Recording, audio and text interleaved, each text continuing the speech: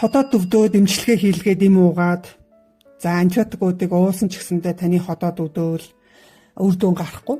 За дээр нь таны өвдөлт улам хүндрэх юм уу эсвэл дахин сэдрээд байгаа. За хэлэхгүй бактерийн эсрэг имийн эмчилгээ хийх гэсэн чи үр дүнийг сайн гарахгүй одоо лавлах хэмжээнд орж ирэхгүй ийм байгаад байгаа бол та ямар нэгэн зүйлийг л дутуу юм уу буруу хийгээд байна гэсэн үг. За тэгэхээр энэ тал дээр би хамгийн сүүлийн үеийн судалгааны үр дүнгуудын дүгнэлтүүдийг оруулаад хэрэгтэй мэдээллийг өгье. Тэгэхээр 25 оны хийгдсэн хэдэн орны судлаачдын хийсэн судалгааны үр дүн болохоор юу гэсэн дүгнэлт гарсан бэ гэхээр за ерөнхийдөө бол хотоодны өвчлөлийг үүсгэж байгаа үндсэн шалтгааны нэг нь болохоор хеликобактер гэдгийг бол хүлээн зөвшөөрчөд байгаа. За тэгээд тэр бактери устгах зорилгоор юм дөрвөлсөн үйлчлэгээтэй эмийн эмчилгээг хийлгэж байгаа аль ч оронд. Хоёр төрлийн антибиотик тэгээд хүчил дарангуулах үйлчлэгээтэй юм. За тэгээд одоо висмутийн давс динол гэдэг нэрээр манад бол хэрэгтэй өгж байгаа. За тэгэхээр ийм эмийн эмчилгээг хийлгэж байгаа хүмүүсийн хувьд болохоор антибиотикийн дэвсгэржилт бол 40-оос одоо 45% хүртэл хувь болчихсон байгаа. Тэгэхээр энэ бол маш өндөр болж байна гэсэн үг шүү дээ. Тэгэхээр антибиотикийн дэвсгэржилт гэдгийг энгийнээр ойлгох юм бол ер нь бол та антибиотикийг бактери устгах гэж ууж байгаа. Гэтэл тэр бактери ч устгахгүй байна л гэсэн үг. 10 хүн байлаа гэж бодоход 4 нь тийм ээ антибиотик уугаад ч бактери нь устгахгүй ерөөсөө байдал яг хэвэндээ байна гэсэн үг. За энэ тоол ерөнхийдөө жил ирэх тусмал улам нэмэгдээд байгаа харамсалтай. Тэгэхээр яагаад ийм байдалд хүрчээд байгаа вэ гэхээр за мэдээж тухайн хүнээс өөрөөс их хамаарна те антибиотик уухдаа ойрхон дахин уух шаардлагагүй үед янз бүрийн антибиотик уусаар хагаад биедээ тасал болгочихсон байж болно. Эсвэл тунгаа тохируулаагүй ч юм уу эсвэл эмээ ууж байгаа дутуу орхидог ч юм уу иймэрхүү хэрэглээний буруу байдлаас болж үүсэж байгаа. За дараагийн нэг том шалтгаан бол танаас биш. Ер нь бол таны биед байгаа тэр бактерийн тэнцвэр байдал алдагдаад тэр антибиотик бол таны биед байх ёстой ашигтай бактериудыг чинь их хэмжээгээр сөнөөгөөд тэгээд нөгөө устгах ёстой бактериуд чинь болохоор тэр антибиотикта дасал болоод өмнө уухад бол устдаг байсан, үйлчлдэг байсан бол ажрахгүй, устдахгүй юм болчихсон гэсэн үг. Тэгэхээр энэс болоод юу үүсэх вэ гэхээр мэдээж таны хийлгэх гэж одоо тийм үр дүн гаргах гэж хийж байгаа эмчилгээ чинь бол амжилтгүй болж байгаа. Дээр нь та дахин тэр бактерийн халдвар авах юм байдалд хүрч байгаа. Тэгэхээр яг уу гэхээр эмчтэр очихоор дахиад танд эмчиж өгөхдөө илүү хүчтэйг өгнө. Эсвэл илүү одоо өндөр тунгаар урт хугацаагаар уух юм шаардлага гарч ирж байгаа. Тэгэхээр энэ хэрээр чинь таны гидсэнд байхаа нөгөө нянгуудын сүрэл үүснэ тийм гидсэн дотор байх хэвээр тэр бактерийн өөрийн гэсэн юм тогтцсон орчин байх хэвээр тэр нь нэвдэгдчихэж байгаа. Тэгэхээр бид нар яах ёстой вэ гэхээр ер нь бол зөвхөн антибиотик тийм ээ уугаад болдог юм асуудал гэж үзэхээ бол болох хэрэгтэй. Хажуугаар нь бид нар хавсарсан тэр бактерийг устгахад тусалдаг, дэмждэг байгалийн гаралтай олон талтай юм арга хэмжээнүүдийг давхар авч хэрэгжүүлж явах хэрэгтэй байгаа. Тэгэхээр энд бол хамгийн чухал нь бол одоо нэгдүгээр таны идэж байгаа хоол хүнс бол хамгийн чухал. Та юу идэж ууж байна гэдгээс хамаараа тэр бактери нь өсөлт нь багасх уу эсвэл улам нэмэгдэх үү гэдгийг шалтгаалдаг. Тэгэхээр хоол хүнсний сонголт бол маш их чухал нөлөөтэй. За тэгээд дээр нь болохоор таны тэр гидсний өсөлт орчин тийм ээ бичил биетийн орчин алдагдчихж байгаа учраас эргэж тэрийг нь хэвийн байдалд нь та оруулж чадж гин үгүй юу. Тэгээд энэ нь бол таны тэр аливаа хотоод гидсний өвчлөл эдгэрэх үү, эдгэрэлт нь хэр хурдан байх уу гэдг нь бол хамаарч байгаа. Тэгэхээр хэрвээ зөвхөн антибиотик эмийн эмчилгээнд найдах юм бол энэ бол өрөөсгөл. Ягаад тэгэхээр тэр бактери л устгах байгаа. Өөр таны биед бол сайн нөлөө үзүүлэх үгүй юу? Үгүй тийм ээ. Таны ходоодны салстыг бол хамгаалж чаддаггүй. Антибиотик бол ходоод гидсний үрслийг нь бол үрслийн процессыг бол зогсоож чаддаггүй.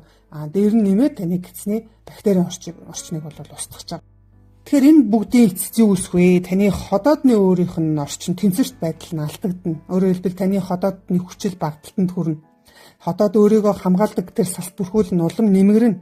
Тэгээд ходоод дахин өвчлөх ийм байдалд бол хүрнэ.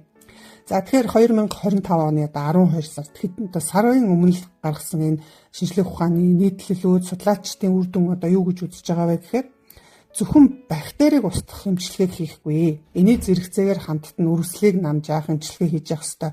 Салстыг нөхөн төлжүүлэхийг дэмжиж явах ёстой. Дээр нь гидсний бичил биетүүдийг хамгаалах ийм арга хэмжээг бол авж ээж тэр одоо ходоод гидсийг хэвийн байдалд нь оруулах хамгийн гол нь тэр бактерийн хеликобактерийг дарангуулах ийм үр дүнтэй байгаа гэж.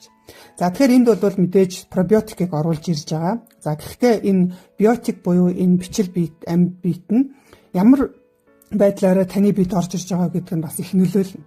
Тэгэхээр одоо биотик бол тийм ээ дотроо парабиотик, постбиотик, пробиотик гэдэг ингээд дотроо бол өөр байдаг. Энэ болгоно нь бол таны тэр хеликобактерт үйлчлэх нөлөө нь бол өөр. Тэгэхээр бидний хувьд болохоор зүгийн жилийг бол энэ яг ходоодны өвчлөлттэй болон хеликобактерийн халдвартай ийм хүмүүст бол хэрэглүүлдэг. Тэгэхээр энэ зүгийн жилийн антибиотикт төсвөрчлөлттэй болчихсон ийм тохиолдлууд бол маш сайн үр дүнг бол өгч байгаа. Хэрвээ та энэ талаар илүү дэлгэрэнгүй мэдээлэл авахыг хүсэх юм бол комментт бол ходоод гэд бичээрэй. Бид нэр илүү дэлгэрэнгүй зөвлөгөө өгсөн юм группийг нээлттэй группийг нээж байгаа. Тэгэхээр тэнд ороод та юм цуврал байдлаар мэдээллүүдийг бол аваад ээж болно. Дээр нь бид нэр зүүм уулзалтыг явуулна. Тэгэхээр энэ бүхэн бол үнэгүй байгаа. Та энэ мэдээлэл өөртөө хэрэгтэй мэдээллүүдийг аваад ээж болно. За энэ дээр болохоор бид нэр тэр хэрэглүүлдэг одоо зүгийн жилийн бүтээгдэхүүнийхэн талаар болон хүмүүст хэрэглүүлсэн үр дүнгийн талаар мөн хоолтын талаар бол ийм олон сайхан мэдээллийг оруулнаа. За би энэ зүгийн жилийн дээр онцлоод нэг зүйл дээр бол та бүхэнд давуу талыг нь хэлж өгье. За энэ болохоор 2025 онд зэрэгцүүлэн хэд хэдэн оронд хийгдсэн юм судалгааны үр дүнгууд байгаа шүү. За энэ дүгнэлт нь болохоор за энэ нэлээд шинжлэх ухаанд сонсогдно. Гэхдээ би энгийн үгээр дараа нь тайлбарлаад өгье. Тэгэхээр зүгийн жилийн болохоор хеликобактерийн өсөлтийг 31-ээс 47 мм-ийн дарангуйллын бүсээр хоригддог. За энийг би тайлбарлая.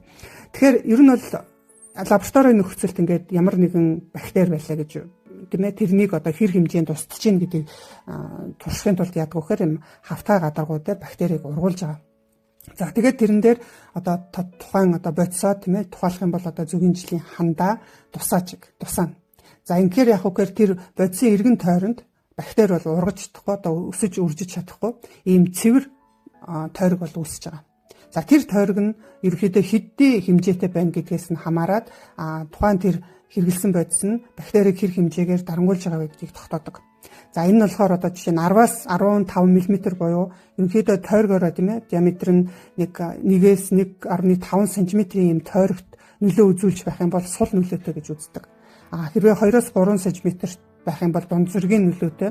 За 30-аас дээш байх юм бол хүчтэй одоо дарангуйлж гинэ гэж үздэг. Тэгвэл зүгийн жилийн болохоор 31-ээс 47 мм-ийн ийм тойргийн радиуст дарангуйлын бүсээ бол үүсгдэг. Тэгэхээр энэ бол маш сайн үр дүн. Тэгэхээр энэ тойрогт болохоор хеликобактер тэр тухайн бодисын ойролцоол ойртож чадахгүй.